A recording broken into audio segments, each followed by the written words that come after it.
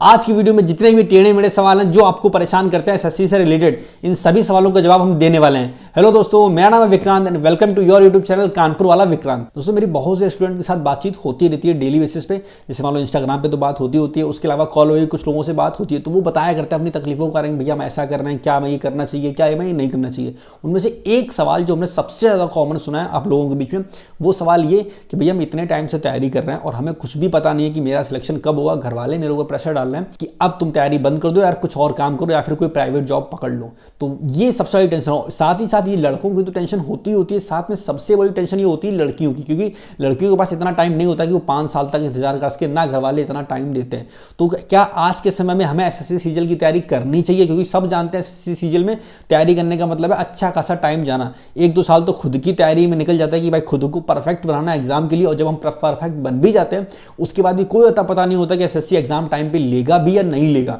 2018 के सिलेक्टेड हम हैं और 2018 का ज्वाइनिंग मेरा 2021 के लास्ट में हुआ और 2022 चल रहा, अभी भी कुछ लोगों की ज्वाइनिंग हो रही है। तो 4-4 साल तक लग जा रहे हैं एक एग्जाम की ज्वाइनिंग होने में।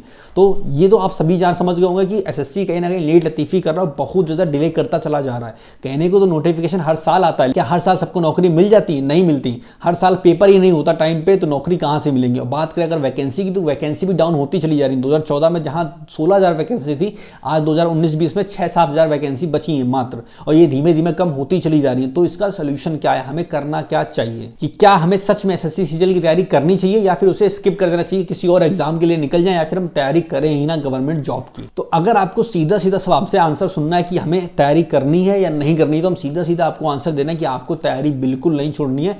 आप जैसे तैयारी करते हो वैसे तैयारी करते रहो। वैकेंसी 6,000 की जगह 4,000 भी हो जाए तब भी। ये तो मेरा सीधा सीधा आंसर हो गया। तो अगर आपको सिर्फ आंसर सुनना था तो यहां तक आप वीडियो देख लो, आपका काम हो गया। लेकिन अगर आप चाहते हो उन चीजों को एक्सप्लेन करें सही से और सोल्यूशन बताए, तो आप वीडियो पूरी देखो, आपको बहुत अच्छे से चीजें समझ में आएंगी। वीडियो में आगे बढ़ने से पहले आप लोगों को बता दें, अगर आप एसएससी के किसी भी एग्जाम की तैयारी कर रहे हो तो 2 चीजें जो आपको बहुत ज्यादा इंपॉर्टेंट है आपके लिए, वो है मॉक टेस्ट और प्रीवियस ईयर के क्वेश्चन पेपर। अगर इन दोनों में से कोई एक भी चीज आपने स्किप की तो आपका सिलेक्शन पॉसिबल ही नहीं है। तो आपको ज्यादा से ज्यादा मॉक टेस्ट लगाने और प्रीवियस ईयर पेपर को कंप्लीट करना है। ये दोनों ही चीजें आपको टेक्स्ट बुक प्रोवाइड करता है। अगर टेक्स्ट बुक के मॉक टेस्ट परचेज करते हो, एसएससी के किसी भी एग्जाम की आप तैयारी करो, तो आपको सारे एग्जाम के लिए मॉक टेस्ट साथ मिलेंगे। मॉक टेस्ट तो मिलेंगे, साथ में आपको प्रीवियस ईयर के क्वेश्चन पेपर भी देंगे, जो कि आप बाकायदा मॉक टेस्ट की तरह लगा सकते हो। घर बैठ के चेक कर सकते हो कि भाई पिछले साल का लेवल क्या था, मेरा लेवल क्या है और फ्यूचर में कैसा लेवल आ सकता है, जिसके लिए हम अभी से प्रिपेयर रहें। हम तैयारी कर रहे थे, उसमें टेक्स्ट बुक के मॉक टेस्ट हमने दिए, तो इससे कहीं ना कहीं बहुत ज्यादा हेल्प मिलती है, खासकर एग्जाम के आखिरी समय में। सीजीएल का एग्जाम आने वाला है, 10+2 का एग्जाम आने वाला है, तो इन आखिरी समय में अगर आप जितने ज्यादा से ज्यादा मॉक दोगे उतना आपके लिए अच्छा होगा। टेक्स्ट बुक के मॉक टेस्ट पासेस के रूप में मिलते हैं, 1 साल का, 2 साल का, 3 साल का। कोई भी पास खरीदो आपको तो सारे मॉक टेस्ट में आपको फ्री मिल जाते हैं, साथ में प्रीवियस ईयर के क्वेश्चन पेपर भी। इसमें टेक्स्ट बुक की होली वाली सेल चली, जिसमें इनका 1 साल का पास 399 का होता है। अगर आप मेरा कूपन कोड KV10 यूज करते हो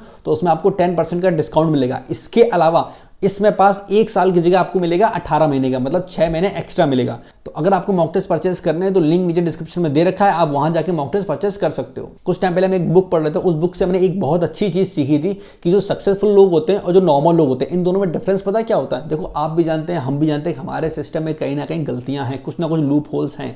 लेकिन जो नॉर्मल इंसान होता है ना, वो उन गलतियों को बैठ कर रोने लगता है कि यार अब क्या होगा, कैसे होगा, हम क्या करेंगे, क्या नहीं करेंगे। लेकिन उसकी जगह जो सक्सेसफुल आदमी होता है वो उन गलतियों से सीख लेता है, तो वो उन गलतियों पर रोने की जगह उन्हें पार करने की कोशिश करता है, और यही सारी चीजें उसे सक्सेसफुल बनाती हैं। दोस्तों, आपको एक छोटी सी कहानी सुनाएंगे। एक लड़का था, किशन नाम का, बिहार का था, और वो दिल्ली में रहकर एक प्राइवेट जॉब कर रहा था। उसने एसएससी की तैयारी करना शुरू किया। तैयारी शुरू करने के बाद उसने सबसे पहले एसएससी सीजीएल का फॉर्म भरा, 10+2 का फॉर्म भरा, और जितने फॉर्म भर सकता था सारे उसने फॉर्म भरे। वो प्राइवेट जॉब कर रहा था और प्राइवेट जॉब में के साथ ही उसने तैयारी शुरू की थी, और कुछ टाइम बाद उसने 10+2 का एग्जाम दिया, सक्सेसफुल क्रैक कर लिया। बाद में डिस्क्रिप्टिव हुआ, उसे भी क्रैक कर लिया, एंड उसके नंबर ठीक ठाक थे। उसे उम्मीद थी कि उसका सिलेक्शन हो जाएगा, लेकिन उसका गोल था कि उसे एसएससी सीजीएल की तैयारी करनी है, कुछ कहीं और भटकना नहीं है। उसका एक ही गोल था, एसएससी सीजीएल, उसे इंस्पेक्टर बनना था। 10+2 का रिजल्ट आने वाला होता है तो उसे ऐसा लगता है कि देखो 10+2 में तो मेरा सिलेक्शन हो ही जाएगा, ठीक है, तो मेरे पास 10+2 वाली जॉब एक बैकअप के रूप में हो जाएगी, एंड सीजीएल की तैयारी हम फुल फोर्स में फिर कर सकते हैं। ठीक, ये सोच के उसने अपनी प्राइवेट नौकरी छोड़ दी। उसी बीच में उसका रिजल्ट आता है 10+2 का, और उसे पता चलता है कि उसका सिलेक्शन नहीं हुआ। अब जरा ये सोच के देखो उसके ऊपर उस समय क्या बीती होगी। जो बंदा एक प्राइवेट जॉब करता है, उसने प्राइवेट जॉब को छोड़ दिया सीजीएल के लिए, और जिस एग्जाम पे उसे भरोसा था वो एग्जाम में उसका फाइनल सिलेक्शन हुआ ही नहीं। अब वो बंदा घर पे बैठा हुआ है और तैयारी कर रहा है सीजीएल की।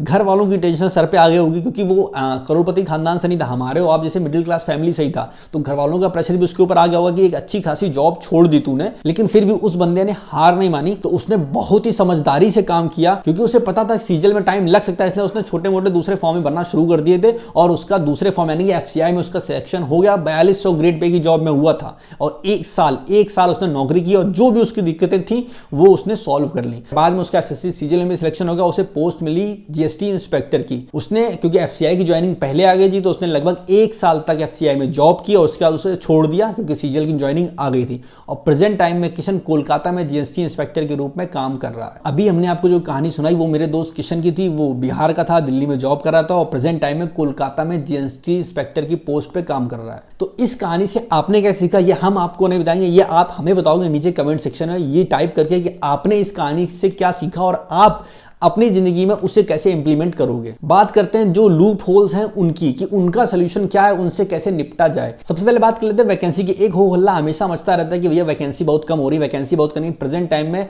लगभग 6-7 हज़ार वैकेंसी हैं और इस वजह से बच्चे बहुत ज्यादा परेशान रहते हैं कहीं ना कहीं कि यार वैकेंसी तो इतनी कम है, इतनी कम है, इतनी कम है। 2018 में मेरा एक दोस्त था और उसमें वैकेंसी स्टार्टिंग में जब नोटिफिकेशन आया तो वैकेंसी बहुत कम थी, ठीक है। तो वो एकदम परेशान हो गया शुरुआत में, क्या वैकेंसी तो 4000 है, 5000 है, यही सोच के उसने उतना अच्छे से कहीं ना कहीं पढ़ाई नहीं कर पाई। और बाद में जब वैकेंसी 11000 हो गई तो आखिरी में जब उसका सिलेक्शन नहीं हुआ, उसने हमसे एक ही बात बोली, विक्रांत अगर हमने उस समय अपना टाइम बर्बाद ना किया होता ये सोचने में कि वैकेंसी कम है तो शायद मेरा भी सिलेक्शन हो गया होता।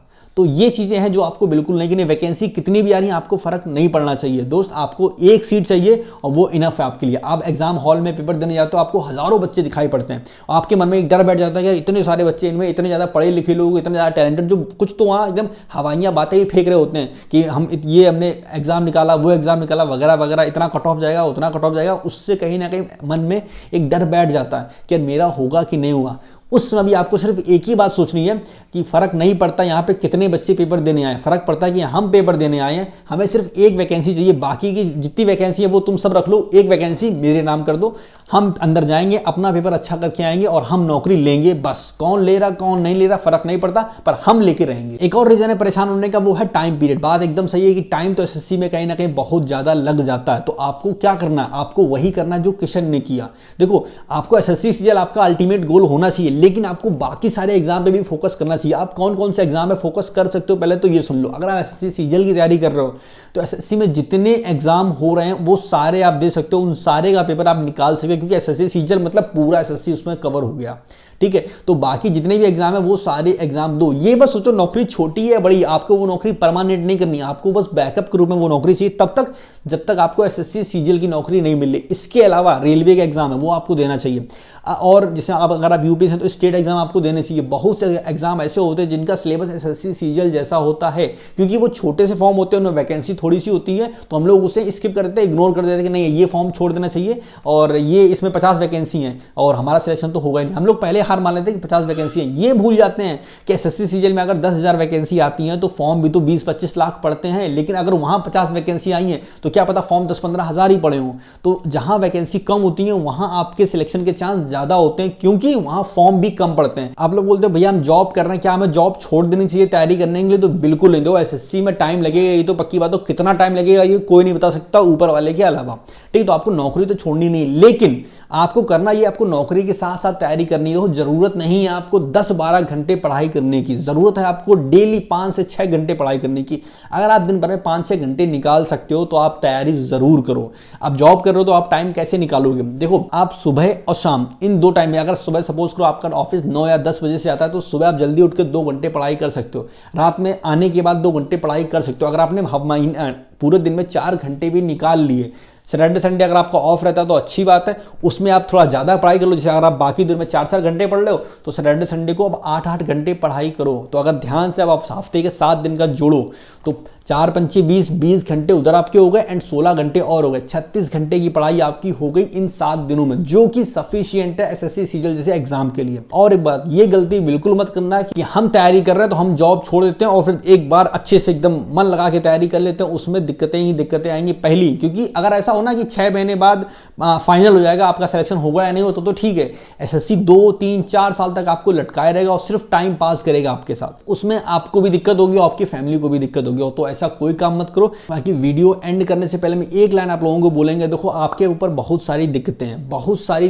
कठिनाइयों का सामना आप इसमें कर रहे हो। फाइनेंशियल दिक्कत भी है, घर वालों को भी दिक्कत है, और घर वालों के किसी को ताने भी मिलते हैं, आस पड़ोस के, मोहल्ले वालों के, रिश्तेदारों के, इन सब के ताने भी मिलते हैं। देखो एक बात हमेशा ध्यान रखो, अगर आपके पास ये सारी दिक्कतें हैं, ये सारी कठिनाइयों का सामना कर रहे हो, तो दोस्त एक बात ध्यान रखो, ऊपर वाले ने आपके अंदर वो काबिलियत दी है कि आप इन चीज़ों से लड़ सको, इसीलिए वो आपके पास ये सारी चीज़ें भेज रहा है। तो फिलहाल इस वीडियो में इतना ही। हमें उम्मीद है आपको वीडियो पसंद आई होगी। अगर आपको वीडियो अच्छी लगे तो वीडियो को लाइक करें, अगर आप चैनल पर नए हो तो आप चैनल को सब्सक्राइब करें। हम मिलेंगे नेक्स्ट वीडियो में, तब तक के लिए टेक केयर, बाय बाय, मजा करो, ऐश करो, खुश रहो, खुश रखो, बाय।